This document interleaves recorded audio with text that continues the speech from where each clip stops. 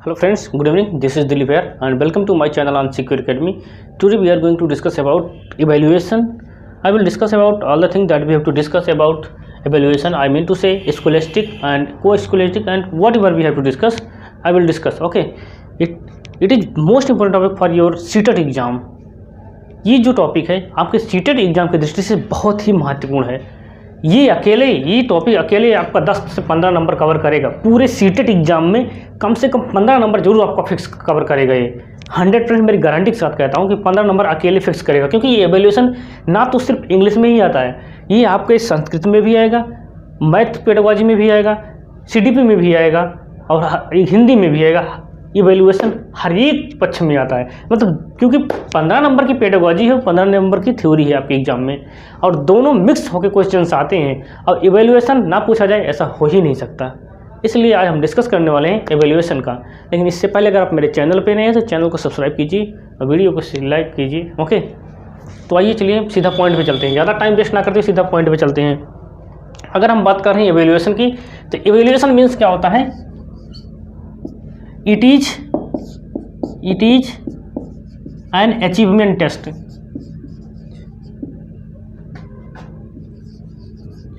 Achievement test. It is an achievement test. क्या है ये? एक अचीवमेंट मतलब एक उपलब्धि परीक्षण है। क्या है ये? उपलब्धि परीक्षण है जो अचीव किया जाता है, उपलब्धि परीक्षण है। इवेल्यूएशन क्या है? It is an achievement test.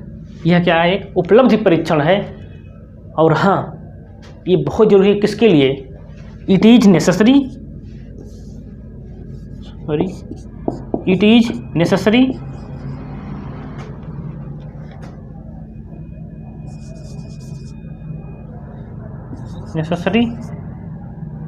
For teacher as well as student. क्या बात है, आज पूरा गलत ही हो रहा है ज़्यादातर। स्टूडेंट्स, ठीक। It is necessary for teacher as well as student. ये जो अचीवमेंट टेस्ट है, ये जो इवेल्यूएशन है, ये ना सिर्फ स्टूडेंट छात्र के लिए बल्कि टीचर के लिए भी क्या है? उपयोगी है। जितना इसके लिए उपयोगी है उतना स्टूडेंट के लिए भी उपयोगी। क्यों? क्योंकि टीचर जो प्रयोग करेगा तो कोई मेथड का प्रयोग करेगा उसे समझाने के लिए, मेथड, कोई अप्रोच का प्रयोग करेगा, अप्रोच, कोई टेक्निक का प्रयोग करेगा, इसको समझाने के लिए। ठीक, अगर ये मेथड, ये अप्रोच जो प्रयोग कर रहा है, ये इवेल्यूएशन बताता है कि बालक ने कितना सीखा। बालक को क्या प्रयोग करेगा? व्हाट इज लर्न्ड, कम्युनिकेशन कैसा है बालक का। ठीक, ये सब बालक का है। इसमें टीचर की क्या भूमिका रहेगी? टीचर को ये पता लगाएगा ये इवेल्यूएशन कि किस मेथड से प्रयोग करके इसने पढ़ाया है और क्या मेथड इस बालक के लिए कारगर है। ये तो टीचर के लिए हो गया। अब अगर बालक के लिए अगर इवेल्यूएशन किया जाएगा, मूल्यांकन किया जाएगा, तो बालक का परीक्षण किया जाएगा कि बालक ने कितना सीखा, पूरे एकेडमिक सेशन में उसका परीक्षण किया जाता है। ओके, ठीक है, हम आगे बढ़ने की कोशिश करते हैं। अभी 5 मिनट से वीडियो पे रुकिए, उसके बाद दिखाते हैं कैसा समझ में आता है आपको। पूरी तरह से आपको समझाएंगे विधिवत तरीके से, don't worry about it. Okay, अब बात करते हैं इवेल्यूएशन में। तो सबसे पहले इसमें इवेल्यूएशन में क्या हमें पढ़ना है? CCE, C और E, इसी का स्टडी को करना है हमें। CCE मीन्स क्या होता है? कॉन्टिन्यूअस।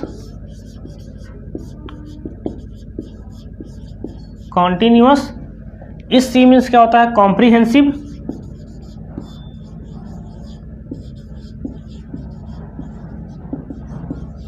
और इस E मीन्स क्या होता है? इवेल्यूएशन।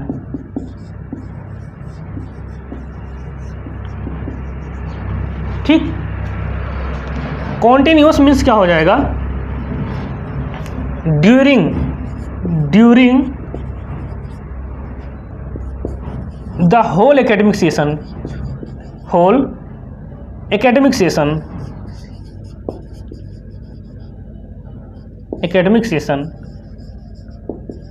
ठीक। कॉम्प्रिहेंसिव मीन्स क्या हो जाएगा, व्यापक। इवैल्यूएशन मीन्स क्या हो जाएगा, मूल्यांकन। कॉन्टिन्यूअस मीन्स क्या होता है, सतत या बार बार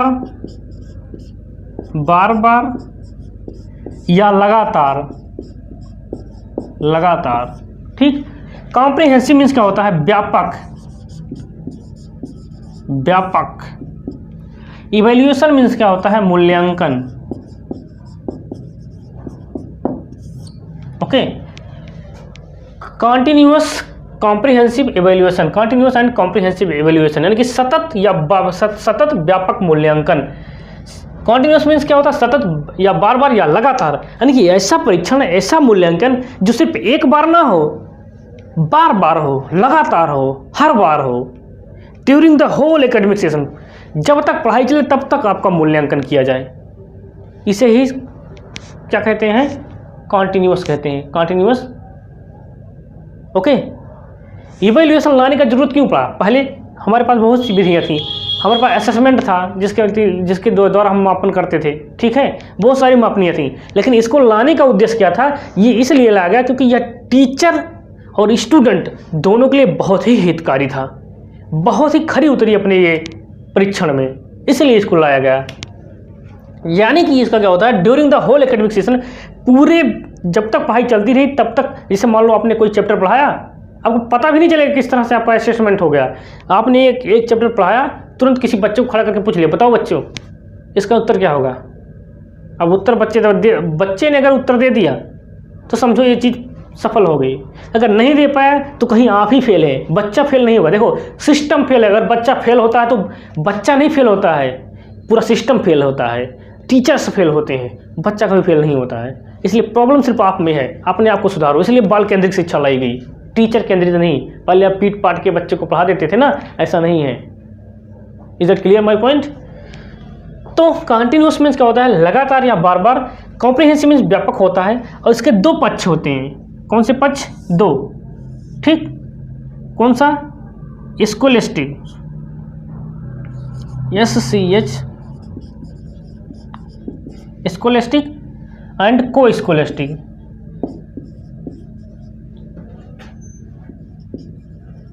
को स्कोलेस्टिक, ठीक। इसके दो पक्ष होते हैं। आइए इसे थोड़ा व्यापक रूप में समझने की कोशिश करते हैं। ओके, इतना तो समझ में आ ही गया होगा। अभी आगे बढ़ने की कोशिश करते हैं।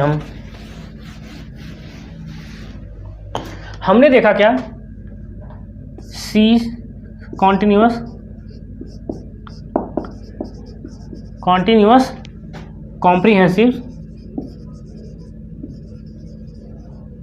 Comprehensive evaluation.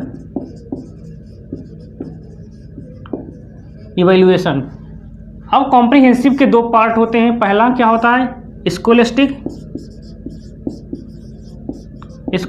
दूसरा को स्कोलेस्टिक।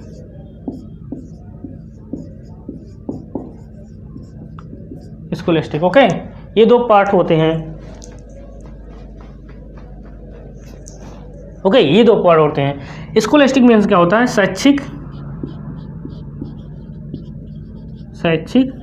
और को स्कोलेस्टिक मीन्स क्या होता है, सहशैक्षिक। ओके, अब इसके अंतर्गत स्कोलेस्टिक में दो पार्ट होते हैं इसके। पहला क्या होता है, फॉर्मेटिव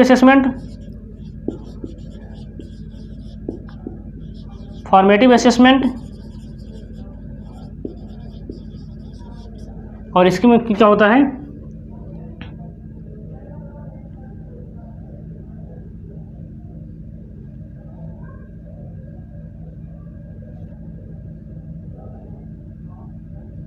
ओके, इतना हुआ फॉर्मेटिव असेसमेंट। और दूसरा क्या होता है इसका पार्ट, और समेटिव असेसमेंट। Okay, assessment.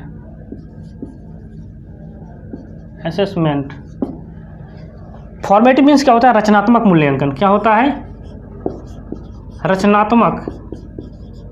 आपने बहुत बार इसको पेडागोजी के अंतर्गत पढ़ा होगा, रचनात्मक मूल्यांकन और समेटिव मीन्स क्या होता है आपका,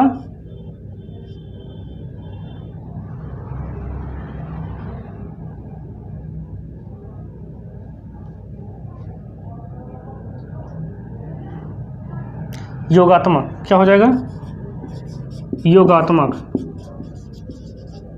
योगात्मक मूल्यांकन या, ठीक है, इस तरह से हो जाएगा। रचनात्मक मूल्यांकन क्या होता है, ये हर मतलब मान लो आपने आज पढ़ाया, तुरंत पूछ सकते हो, कल पूछ सकते हो, मतलब during the whole academic session में पूछा जाएगा। लेकिन समेटिव असेसमेंट में होगा 6 महीने में सिर्फ एक बार उसका टेस्ट लिया जाएगा। जिस तरह से हमारा छमाही का इम्तिहान होता है, छमाही का एग्जाम होता है, वो समेटिव असेसमेंट में चला जाएगा। और जो हमारा हमेशा वीकली टेस्ट होता है वो हमारा रचनात्मक हो जाएगा, उसे फॉर्मेटिव असेसमेंट कहते हैं। और सह शैक्षिक की बात करें, सह शैक्षिक ऐसा प्रकार का क्या बोलते हैं टेस्ट होता है जो आपसे पूछा तो नहीं जाएगा कुछ, लेकिन सिर्फ आपकी एक्टिविटी को देखकर आपके बारे में मतलब कि आपका असेसमेंट कर लिया जाएगा या आपसे कोई इंटरव्यू ले लिया जाएगा। फिलहाल हम उस पर आएंगे बाद में, पहले हम इसे समझने की कोशिश करते हैं कि कंटिन्यूअस एंड कॉम्प्रिहेंसिव इवैल्यूएशंस क्या होता है। ओके, तो सबसे पहले हम देखते हैं continuous. Okay, just wait guys.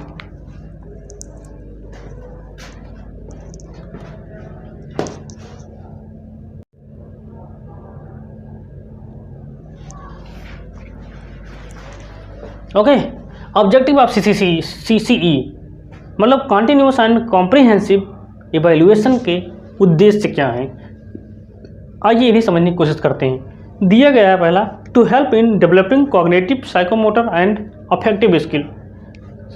मतलब इवैल्यूएशन का प्रयोग क्यों किया जाता है? इवैल्यूएशन का प्रयोग इसलिए किया जाता है क्योंकि बालक में क्या किया जाता है, विकास किया जाता है किसका, कॉग्निटिव, संज्ञानात्मक का, संज्ञान यानी कि चिंतन, उसकी रीजनिंग पावर, तर्क शक्ति का, साइकोमोटर मतलब गत्यात्मक एंड अफेक्टिव मीन्स भावात्मक,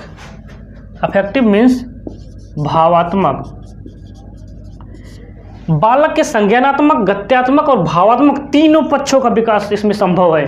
किसके द्वारा? CCE के द्वारा। कॉम्प्रिहेंसिव एंड कंटिन्यूअस इवैल्यूएशन के द्वारा बालक में तीनों डोमेन का निर्माण किया जाता है। 3 डोमेन कौन से? Cognitive, psychomotor and affective. और यही 3 डोमेन की बात करते हैं कौन बात करता है तीनों डोमेन की बात? बताइए आपने बहुत साइकोलॉजी पढ़ा होगा, बताइए किसने बात की है इवैल्यूएशन तीनों बार डोमेन की बात?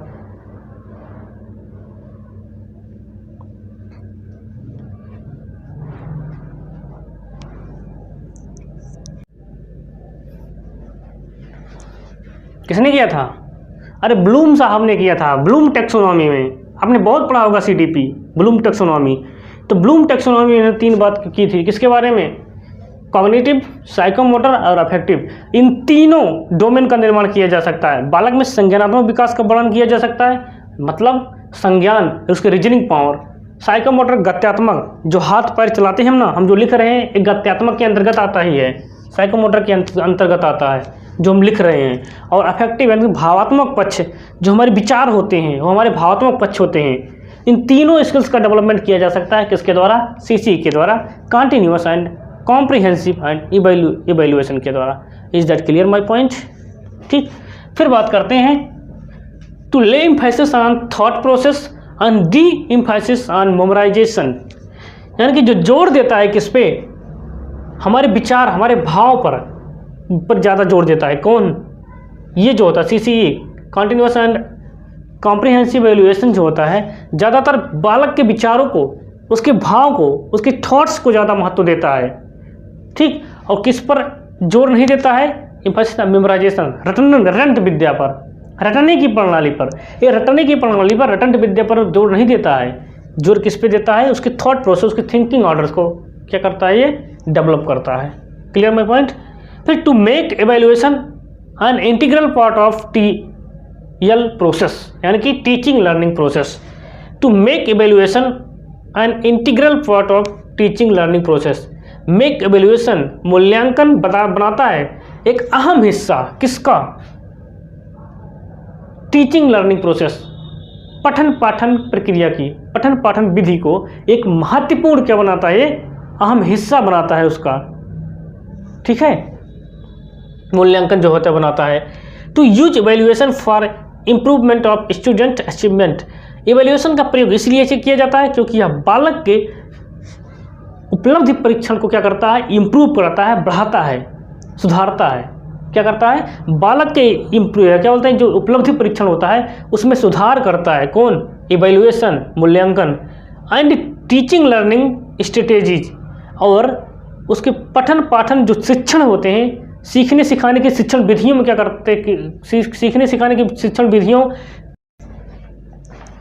यानी उसके सीखने सिखाने की विधियों में जो प्रयोग की जाने वाली रणनीति को क्या करता है, सुधार करता है। उसका रेगुलर बेसिस, यानी कि उसके रोजाना जीवन में प्रयोग की जाने वाली जो गलतियां होती हैं, उनकी गलतियों का उपचार ढूंढकर, यानी कि हमें एक लाइन में अगर कहें तो इवैल्यूएशन का प्रयोग किस लिए किया जाता है, इवैल्यूएशन का प्रयोग बालक के मतलब छात्र के जो उपलब्धि परीक्षण होते हैं उनमें सुधार करने के लिए, तथा टीचर्स द्वारा या टीचिंग लर्निंग प्रोसेस, यानी कि पठन पाठन की विधि शिक्षण विधियों में नई नई रणनीतियों को तैयार करने में, तथा उसके दैनिक जीवन में प्रयोग की जाने वाली कम्युनिकेशन स्किल्स को सुधार करने में क्या किसका प्रयोग किया जाता है, इवैल्यूएशन का प्रयोग किया जाता है, मूल्यांकन का प्रयोग किया जाता है। Is that clear my point.